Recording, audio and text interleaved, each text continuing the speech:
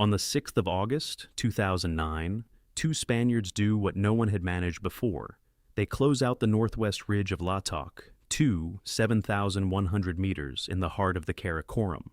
A few hours later, on the descent, one of them slips on unstable snow and ends up on a rock ledge with broken bones.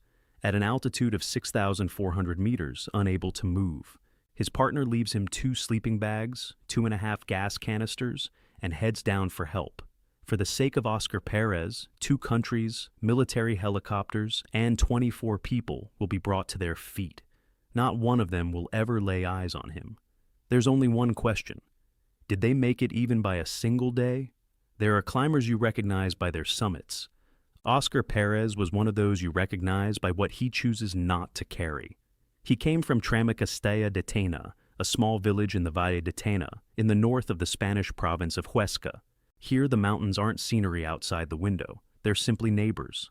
Spanish journalists would later call him by a short name, Trauma, after the clip name of his home village.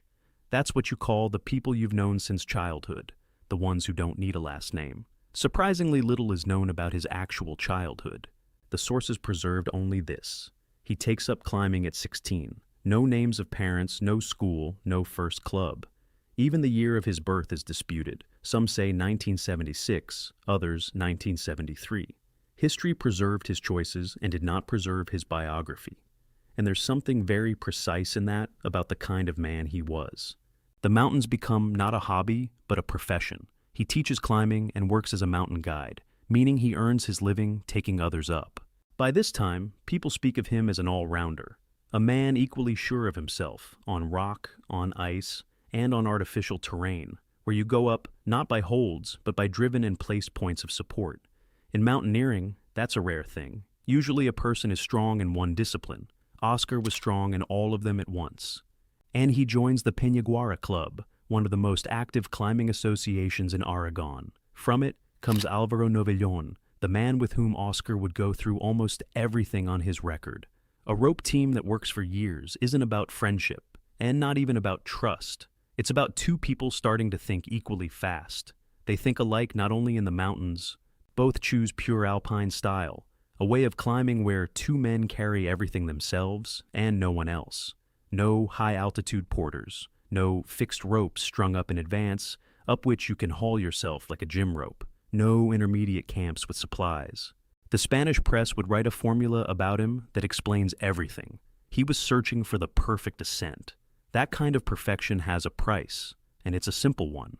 Whatever you didn't carry down won't help you up top.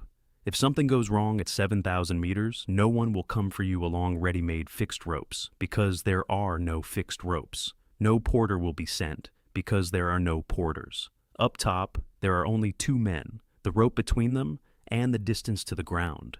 In 2004, he tests this arithmetic for the first time at real altitude, the Nangma Valley in northern Pakistan, where the roads end and the Karakorum begins. Here Óscar sees, for the first time, a scale his European experience hadn't prepared him for. And he does what he will do for the rest of his career. He doesn't follow someone else's route. He lays down his own. On the peak of Ankhe Asache, he and his companions open a new line. A first ascent isn't repeating someone else's luck. It's when no one before you knew whether the wall would go or not. The next year he carries this logic into the Indian Himalaya. Kulu Aigar, 5,646 meters. Together with people from Peñaguara, he climbs a new route and gives it the name Baral Karasta, the Ibex Trail. About a kilometer of vertical, again with a small team, again with no support from below. In 2 seasons, he goes from a strong rock climber to a mountaineer who is no longer interested in peaks that have already been done. And in 2006, he returns to the Karakorum, to the Latok Massif. Latok is a group of granite towers jutting out of the glacier like the shards of something that was split apart. There are 4 of them, and among climbers they have a reputation as places where the beauty is directly proportional to the trouble. Óscar and Novellón choose Latok III, 6,949 meters, and the Japanese route on the southwest ridge. A line climbed before them only a handful of times. 800 meters of wall to the col, and another 1,700 to the summit. They go as a pair. No porters, no fixed ropes, everything they own on their backs. and they spend 7 days on that wall. 7 days on the vertical isn't 7 days of climbing, it's 7 nights on ledges the width of a desk, 7 mornings when you have to step out into the cold again, and a constant tally. How much gas is left? How much food? How much longer you can hold on? Descending from the middle of a route like that is often harder than reaching the top. From a certain point, there's only one way left: up. They make it. And for this ascent, they receive the Golden Ice Axe of the Spanish Federation of Mountain Sports, the highest national award in mountaineering. The Golden Ice Axe isn't given just for the fact of an ascent. In the jury's wording, there's a separate line about the merit not only of the climb itself, but of the clean, honest alpine style in which they took down that enormous wall. For Óscar, this matters more than any altitude. He's being recognized precisely for how he climbs, not only for where he got to. The names of Perez and Novellón step outside the narrow circle for the first time, but something matters more than the award. From 2006 onward, the Latok Massif stops being just a point on the map for Óscar. It becomes personal territory, a place you return to, and 3 years later, he will return there. But first, Patagonia, the other end of the earth. In 2007, the rope team travels to where the mountains are a third the height of the Himalayas, and the weather 3 times as vicious. The Patagonian towers are famous not for their height, but for their wind. It comes off the ocean and can hold climbers in their tent for weeks. Their target is Cerro Torre by the Ferrari route, one of the most famous summits on the planet, a granite needle crowned with a mushroom of ice. Half the world's mountaineers dream of setting foot on it. The ascent falls apart.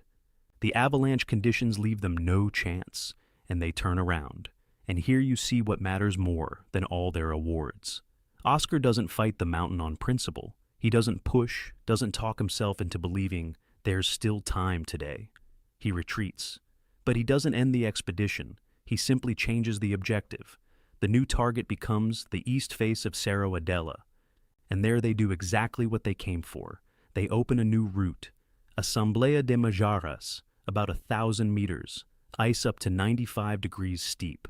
95 is more than a right angle. It means that on some sections the ice isn't merely vertical, but overhangs you, and you're hanging beneath it on 2 ice axes.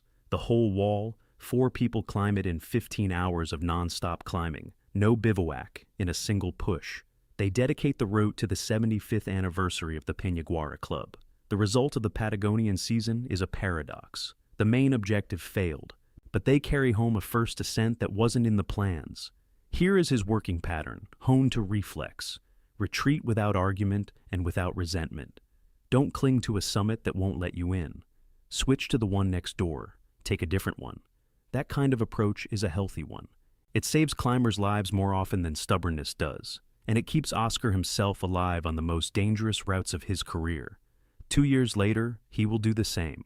In the Karakorum, in the summer of 2009, he will again run up against an impassable objective, again turn around without hesitation, and again switch to the neighboring peak. Only this time, the very thing that had always saved him will lead him on to Latok II. What he does over the next 2 years, the sources have barely preserved. No expeditions, no interviews, no headline lines. Only one thing is known: where he returned to. In the summer of 2009, Perez and Novellón again stand beneath the Latok Massif. But this time, they aren't coming for Latok III, which had already brought them the Golden Ice Axe. They're coming for the main prize of the region, the north ridge of Latok I, 7,145 meters. The scale here is this. By that point, this line is one of the most famous unclimbed walls in world mountaineering. People had been trying to take it since the 1970s. The strongest rope teams on the planet had been coming to it for decades and leaving with nothing. The north ridge of Latok I is what climbers call the last great problem, a mountain that has turned so many away that the attempt itself becomes a statement. The weight of this line is clearest from a distance of 30 years. In 1978, perhaps the strongest team of its generation sets out on the north ridge of Latok I. The Americans, Jim Danini, Michael Kennedy, and the brothers Jeff and George Lowe. 4 men, each of whom could have led his own expedition, come together for a single wall. They fix and climb around 100 rope lengths and spend 26 days on the ridge, Nearly a month of living on the vertical, on the most technically difficult granite terrain from which you can't retreat quickly. They are only a little short of the summit when Jeff Lowe falls seriously ill right there at altitude, and the four of them turn back. They bring their sick companion down alive through that whole grueling descent. And it's this descent, not the summit they never reached, that would go down in history as a model of what a true rope team really is, when your partner's life weighs more than the goal you came here for. Jeff Lowe himself would later call this ridge the unfinished business of the last generation. From that year onward, people keep returning to the North Ridge of Latok II for decades. 39 expeditions. The best climbers of several eras, names the whole world knows, and not one of them climbs the ridge in its entirety. The American high point of 1978 stays unsurpassed longer than some people live. The mountain turns into a myth, into a personal debt that world mountaineering just can't seem to settle. The ridge would remain unclimbed for many more years, even after Perez and Novellón stand beneath that wall. Which is to say, in the summer when the two Spaniards approach Latok I, the ridge is still unconquered. Decades of other people's failures had already been paid for it. Simply setting out on it is a claim to a place in history, and Óscar and Novellón, true to themselves, go there as a pair, without porters and without fixed ropes, the way they always climbed. Óscar and Novellón climb up to roughly 5,800 meters. Above that, snow. Not a storm, not an avalanche, not a fall. Just snow in such a state that you can't move across it. It won't hold you. It gives no purchase. It doesn't let you anchor. The mountain isn't fighting back. It's simply closed. And the pair turns around. For the second time in their careers, they pull off the main objective of the season, exactly as their experience had taught them. They don't go home. What happens next is the Patagonian move at work, the same one that saved the 2007 season. Right beside it stands Latok II, 7,108 meters by most sources. A mountain that's already been climbed, no sensation. But on it, there's a line that no one had climbed in full, the Northwest Ridge. About 2.5 kilometers of elevation gain, on the order of 3 kilometers of climbing. An enormous route that up to now had remained only a line drawn on a photograph. Novellón would later describe it this way. Technically difficult, but suited to alpine style. It has safe spots for bivouacs, no avalanche threat, no rock fall. In other words, a ridge that isn't trying to throw you off. It simply demands that you climb for a very long time and very well. For a pair that had just retreated from an unassailable wall, this looks like the perfect solution. Not a backup plan, but a genuine objective, with a chance at the first complete ascent. On the 2nd of August, they set out on the route. They gain the ridge from the northeast side, and the first night catches them on the col, 5,600 meters, between Latok II and the neighboring tower, Óscar II. This isn't yet the altitude where the real trouble begins. This is the altitude from which they can see the entire remaining route in full, 2.5 kilometers up along a line where no one before them had climbed. And this corner of the range has a neighbor you can't pass by in silence. In the very same massif, right up against their line, rises the main summit of the Óscars, Béanta Brak, 7,285 meters. One of the most fearsome peaks in the Karakorum, and the place where a story once played out that is eerily like the one about to begin here. In the summer of 1977, two Britons reached the summit of the Óscar for the first time in history, Doug Scott and Chris Bonington. And then, on the very first rappel down, Scott falls and breaks both legs at over 7,000 meters. What happens next became legend. A week of descent during which Scott crawls on his knees across ice and rock. Bonington breaks his ribs, and their two companions, Mo Antoine and Clive Rowland, haul them both out, quite literally, on their own backs. When the exhausted men crawl down to base camp, it's already been struck. No one had waited for them. Everyone survived, but only by a miracle. That mountain is the closest neighbor of the ledge on which Óscar will soon find himself. The lesson of the Óscar is simple and terrible. Here, in this corner of the Karakorum, even the greatest survival story rests not on technique and not on rescuers, but on whether you yourself, with broken legs, are able to crawl down. Those who can't crawl, these mountains don't let go. Higher up comes work that bears little resemblance to how mountaineering is shown in the movies. No dash for the summit, just steady upward movement day after day, with a night wherever the ridge allows them to pitch a tent. A night at 6,000 meters, then a night at 6,500. At 6,500 they set up what will become their Camp 3, and make the decision that will determine everything else. Here they leave the tent and their sleeping bags behind. The logic is flawless. About 600 meters of vertical remain to the summit. Every extra kilogram at that altitude means hours. Leaving the gear below means going up light, getting there fast, coming down fast, and spending the night in warmth. That's how everyone who climbs in alpine style works. It isn't recklessness, it's the standard. Above 6,500, the ridge no longer gives them a proper platform. The terrain narrows, there are no level spots. And the night at 7,000 meters they spend in the open. No tent, no sleeping bags.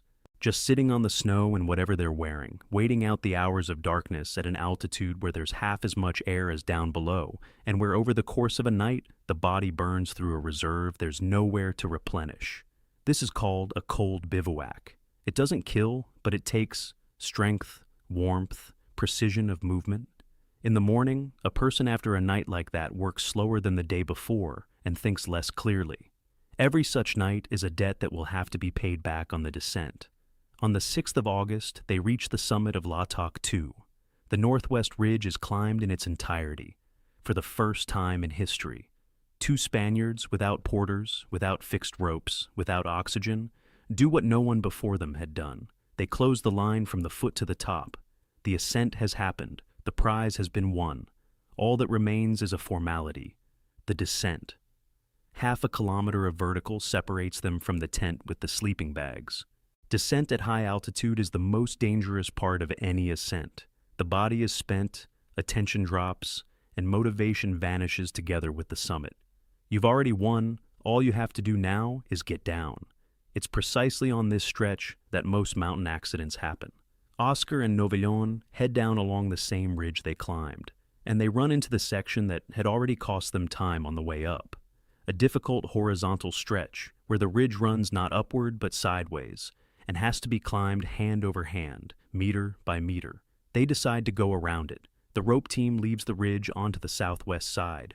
The plan is simple and logical. Drop a little lower, cross the snowfields on a traverse, and rejoin the line of ascent past the difficult section. An ordinary maneuver. It's done thousands of times a year in mountains all over the world. The snow on the traverse turns out to be unstable. Óscar falls. Everything that happens next fits into a few seconds. He falls, the rope goes taut, and the jolt drags Novillon after him. 2 roped men go flying down the slope. What stops them is chance. The rope snags on a snow ridge and holds. Novillon flies about 9 meters. Óscar, nearly the entire length of the rope. The sources differ, giving anywhere from 40 to 50. He slams into a rock wall and ends up hanging beneath an overhang at the end of the rope, in empty space. The altitude of the accident site is just below Camp 3, roughly 6,400 to 6,500 meters, and here geography turns against them. The tent, the sleeping bags, the gas, everything left in Camp 3, at 6,500, that is, higher up. They fell without having reached their own gear. Even the date of this fall differs across the sources, the 6th of August or the 7th. There is no witness here except one man. Everything the world will learn about what happened on this slope, it will learn from the words of Álvaro Novillon, the one now hanging on the other end of the rope, coming to after the impact. He gets to his feet. He's unhurt. Below, beneath the overhang, his partner isn't moving. The nearest level spot on this part of the wall is a narrow rock ledge. Not a platform, not a terrace. Just a shelf on which a man can lie. Later, scouts would estimate its altitude at about 6,400 meters. It's there that Novillon lowers his partner. The examination leaves no illusions. Óscar has a broken leg and arm and a damaged face. His hands and feet are frostbitten, which by itself means he won't be able to work with his hands. On the details, the sources differ. Some speak of a broken wrist, others of fractures of both bones of the lower leg.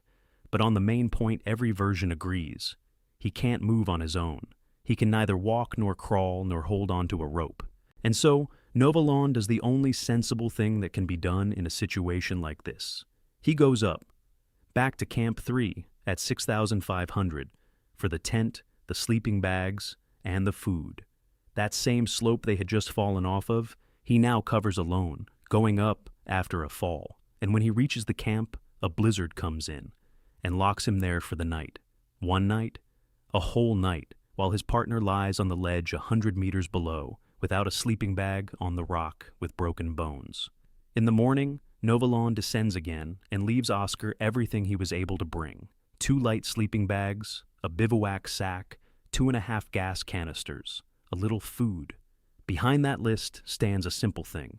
Gas at that altitude isn't about cooking, it's water. Snow has to be melted, or a person dies of dehydration within a matter of days. 2.5 canisters is a few days at a frugal rate of use. Not a week, not 10 days, a few days. And it will be a man with frostbitten hands who can't properly hold a stove, who has to make that supply last. Lowering a motionless man 1.5 kilometers down a vertical wall single-handedly is impossible. It isn't a question of courage or of strength. One person physically cannot lower another through dozens of rappels, reclipping him each time, belaying him, hauling him out from under overhangs. That leaves exactly one option: go down alone and bring help. They say goodbye. Novalon leaves. From this minute on, an invisible clock appears in the story. 2.5 gas canisters on a ledge at 6,400 meters. And the countdown begins. The first thing Novalon does is cut the rope. It sounds mad, the only safety line, and he cuts it with a knife. But the logic is hard. For a rappel, a descent down a fixed rope, you need 2 ends, which you can then pull through and take with you. A whole rope after a fall is useless to him. Cut, it gives him dozens of short descents, and he begins to descend, alone, 30 meters down. Find a spot for an anchor point, drive in a peat on a rig, a sling over a projection, pull the rope through, another 30 meters, and again and again. By the reports, he covers more than 1.5 kilometers of difficult terrain this way. Some sources give a more modest figure. Either way, it's dozens of repetitions of the very same operation. On a spent body, after a cold bivouac at 7,000 meters, after a fall, after a blizzard, alone. A mistake on any one of these rappels means no one will bring help at all. The descent takes 1.5 days. On the 8th of August, Álvaro Novellón reaches base camp, and one detail tells you how this world is put together. His first call isn't to the embassy, not to the army, not to a rescue service. He calls the club. Peñaguara, in the town of Huesca, 6,000 kilometers from Latok, because in mountaineering there is no emergency line. There's no number you can call to summon a helicopter to 6,400 meters in the Karakorum. There are only the people who know you, and if anyone is capable of getting embassies, ministries, and another country's army on their feet, it starts not with a state but with the telephone in the room of a climbing club. By this moment, Óscar has been lying on the ledge for a 3rd day. He's alone. He doesn't know whether Novalon made it. He doesn't know whether anyone has begun doing anything. He knows nothing at all. He has no communication, no view, nothing except 2 sleeping bags and gas that's running down. All he has is the assumption that his partner got through. And 6,000 kilometers from the ledge, that phone call is already setting everything else in motion. The news from the club spreads around the world in hours. Climbing portals, satellite phones, calls passed from person to person. In the summer of 2009, this works faster than any official procedure. A community scattered across dozens of countries learns about a Spaniard on a ledge in the Karakorum before the officials do. The coordination is taken on by a man who happens to be there entirely by chance. Sebastián Álvaro, a well-known Spanish documentary filmmaker who had spent decades making films about the mountains, is at this moment in Skardu, the town at the gateway to the Karakorum. He hadn't come to rescue anyone, he'd come with his family, and he turns out to be the only Spaniard in the region who has a name, connections, and an understanding of how everything works here. And then something happens that rarely does for the sake of one man. The Spanish embassy in Islamabad gets involved. The head of the Spanish government calls the president of Pakistan. The ambassador reaches out to the chief of the Pakistani general staff. Within a few days, a private accident in the mountains turns into a matter being discussed at the level of 2 states. The reason is simple and comes down to one thing: helicopters. There are no civilian machines capable of operating at that altitude in this region. The only helicopters that can reach the Latok Glacier are military. And Pakistani military aviation in a border region doesn't take to the air for foreigners on a call from a climbing club. Permission is needed, an order is needed, a chain of approvals is needed, and it runs through generals. A Spanish sports official publicly voices optimism. A rescue is being prepared, everything will be done. And the approvals take days, not hours. Days. Each of those days is one more night on the ledge, one more portion of gas, one more step down a clock that no one at the negotiating table can see. Óscar knows nothing of the embassy, nothing of the call to Islamabad, nothing of the generals. For him, nothing has changed. He lies on the rock at 6,400 meters and melts snow with frostbitten hands. While the calls go on in two capitals, those already here begin to converge on the mountain. The first beneath the wall are two Spaniards who had actually come to the Karakorum for something else entirely. Their objective is Layla Peak, a summit nearby. They're simply the closest. One of them, Ramon Portilla, climbs up to scout and looks at the route close up. His assessment becomes the verdict on the whole operation before it even begins. There simply aren't any people here capable of climbing these guys' route. He isn't talking about laziness or cowardice. He's talking about physics. The Northwest Ridge is 3 kilometers of technically difficult climbing that the pair took nearly a week to get up. To repeat their path, you need climbers of the same caliber, acclimatized to 7,000 and ready to climb immediately. In the Karakorum in mid-August, there are only a handful of those, and they're scattered across different valleys. And right away, Portilla adds the second half of the sentence, the one that made people remember the first. There's no chance, but it has to be tried. Joining the operation is Fabrizio Zangrilli, a professional guide who at that very moment has just come down from K2 after an expedition. A man returning from one of the toughest mountains on the planet goes, instead of resting, to scout Latok II. First, together with Novellon, who once again finds himself on the wall alongside the new arrivals. 5 of the country's strongest climbers fly out from Spain. Daniel Escazo, Simon Elias, Jordi Tozas, Jordi Coromines, and Jonathan Larrañaga. Not a rescue service, not the military, just people who dropped everything and bought one-way tickets to a mountain on which a man is lying, whom not every one of them knows personally. To them are added Pakistani high-altitude porters, locals without whom no one works at such altitudes. Estimates of the numbers vary, from 16 people in the first wave to 24 in the final lineup. Look at this picture from above. People are flying in from 2 different ends of the earth. The Spaniards from Europe, the Americans from K2, the Pakistanis from the neighboring valleys. All of them gather beneath a single wall for the sake of a man whom far from every one of them knows personally. Zangrilli would later call the club that got all this on its feet the greatest mountaineering club in the world. On the 13th of August, helicopters appear over the glacier. 2 Pakistani military machines begin ferrying rescuers to base camp. The crews belong to a unit known in the country as the Fearless Five. These are Army pilots whose job is to fly where civilian aviation doesn't even start its engines, lifting the wounded off glaciers, resupplying border posts, landing on sites that don't exist. If anyone in this region is capable of getting close to Latok II by helicopter, it's only them. And even for them, 6,000 meters is work at the very edge of the possible. And one of the helicopters does the thing for which it was worth raising ministries and generals at all.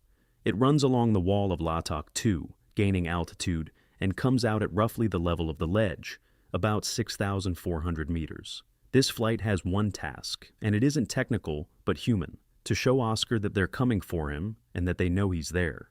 That all this time his partner had been descending, calling, raising whole countries, and that it all worked.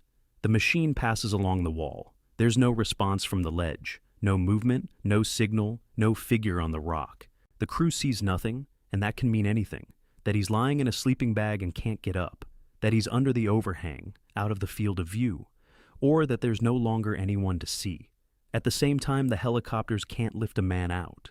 At that altitude, the air is so thin that the rotors have almost nothing to grip. The machine is working at its limit simply to stay in the air. A hover over the wall, lowering a cable, and lifting a motionless man are out of the question. In 2009, that's beyond the possible. The helicopter is capable of only one thing: carrying people to the glacier and flying off. After that, on foot, meter by meter, 2,500 of vertical, on your own two legs. So a rescue operation into which two states poured their efforts comes down to the same thing it started with: people who have to climb the wall themselves. There's no visual contact that day, nor the next, nor later. Over the entire operation, no one will see Óscar Pérez. The rescuers work blind, not knowing the main thing: whether there's still anyone left to save. The 8th day on the ledge. There shouldn't have been any gas left in those 2.5 canisters for a long time now. But no one below is prepared to proceed on that assumption. The rescuers can't go up the pair's route. That's decided at once. 3 kilometers of technical climbing, a week of work. By the time they reach the ledge, it would already be far too late to help. So a different way is needed, shorter and cruder. They choose the south side, a steep ice wall leading up to the col. This isn't alpine style. It's the direct opposite of everything Óscar believed in. They're going to fix ropes, to anchor lines along the entire length of the climb, so that a whole group can go up and down them, so that gear can be hauled up and a man hauled down. The very thing he had refused all his life to carry is now what they're trying to string up to him through the wall. On the 15th of August, the group fixes about 1,700 meters of rope. On the 16th of August, Tosas and Novillon fix another 700. Here it's worth naming a name again. Álvaro Novillon, the man who fell off this mountain, spent a night in a blizzard, cut the rope, and descended down it alone across 1.5 kilometers of wall. He should be wrung out completely. Instead, he's on the wall again, up top again, fixing ropes toward the ledge where his partner remains. By this day, Óscar has been lying there for 10 days, twice as long as the supply left to him was meant to last. And on the 16th of August, when the rescuers head down after their work on the fixed ropes, foul weather comes to the mountain. It breaks everything in a single night. In Skardu, the temperature drops by 15 degrees. On the wall, this means ice on the ropes, snow squalls, zero visibility. Climbing up iced over fixed ropes turns into an undertaking from which the rescuers themselves might not return. That same day, the operation is officially called off. The statement names 4 reasons: 10 days on the mountain, the difficulty of the route, the worsening weather, the danger to the rescuers. More than 20 people, 2 countries, military aviation, calls at the level of heads of state, 2,500 meters of fixed ropes, and not one of them ever laid eyes on Óscar Pérez. People begin to descend. Óscar Pérez remains on Latok II, at an altitude of about 6,400 meters, on a rock ledge that 24 people never reached. The body was not found. It wasn't searched for later, wasn't taken off the mountain, wasn't brought home. The family made the decision that in this world is considered the only right one, not to risk rescuers' lives in order to retrieve the remains. He stayed where he had stopped. The exact date he passed away has not been documentarily established, and that isn't a formality. No one knows whether he was still alive when the helicopter passed within a few hundred meters of his ledge. No one knows whether he heard the engines, whether he saw the machine, whether he understood that they had come for him. That is the central question of the whole story, and there will never be an answer to it. In Spain, the tragedy holds the front pages of the national papers for several days. It's written about by the biggest publications in the world, from American magazines to Pakistani news agencies. Sebastián Álvaro, who had coordinated it all from Skardu, publishes a long chronicle essay of the rescue and sums it up in a single phrase: they gave everything, and they lost. And both he and the leadership of Peñaguara do one more thing that matters more than any publication. They publicly clear Álvaro Novillon of any questions. All of his decisions were the right ones. He couldn't have done more. In a world where a surviving partner is often picked apart for years, that statement is worth a great deal. In the Spanish climbing community, a separate analysis appears, not about blame, but about limits, about where the possibilities of rescue at high altitude end and the bare arithmetic begins, the kind you can't argue with. The helicopter won't lift, the man won't make it in time, the weather won't wait. Novillon goes on climbing in the mountains, hard winter routes in Spain, walls in the Alps, a high level, nothing scaled back. In interviews, his name still stands next to Óscar's. They remain a rope team even after the rope team has been broken. In the Vero Canyon, near Oscar's home region, a rock route is given his name, 270 meters of vertical that are now called the same thing he was called at home. There's one more quiet epilogue to this story. The North Ridge of Latok I, that very last great problem that Perez and Novellon had approached first before turning to Latok II, remained unclimbed for another 9 years. Only in 2018 did 3 climbers, the Slovenes Aleš Chazin and Luka Strajar and the Briton Tom Livingstone, finally close it out from the north, 40 years after that legendary American attempt. The mountain for which Óscar came to the Karakorum one last time would be conquered. He would never know it, but on the long list of those who, over the decades, approached that wall and made it a myth, his name will remain forever, one of the many it turned away, and one of the few who paid for the very approach to it, with everything he had. And the northwest ridge of Latok, 2 remains climbed. 2 men went up a line that no one could close out. That ascent has never been undone.